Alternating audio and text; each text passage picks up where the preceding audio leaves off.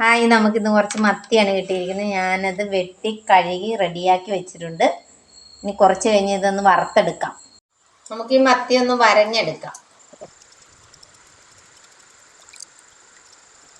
അപ്പോൾ ഇതെല്ലാം വരഞ്ഞ് വെച്ചിട്ടുണ്ട്. ഇനി അതിൻ്റെ ചേരുവയൊക്കെ ചേർത്തിട്ട് വറുത്തെടുക്കാം. മീനകത്ത് മുട്ടയുണ്ടെന്ന് പറഞ്ഞിട്ട് ഒരു ഇച്ചിരി മുട്ടയാണ് കിട്ടിയത്. വേണ്ട, ഇച്ചിരിയേ ഉള്ളൂ. അപ്പോൾ ഇനി മത്തി വറക്കാൻ പോവാണ്. അത് മുളക് പൊടി, മഞ്ഞൾപ്പൊടി, ഇച്ചിരി കുരുമുളക് പൊടി ഇട്ടിട്ടുണ്ട്. പിന്നെ ഇഞ്ചി വെളുത്തുള്ളിയും കൂടെ അരിഞ്ഞ് അടിച്ച് എല്ലാം കൂടി ചേർത്ത് അപ്പോൾ മസാലയൊക്കെ പുരട്ടി നല്ല കുട്ടപ്പന്മാരായിട്ട് വെച്ചിട്ടുണ്ട്. ഒരു 5 മിനിറ്റ് വെച്ച് കഴിഞ്ഞിട്ട് നമുക്കിത് വറുത്തെടുക്കാം.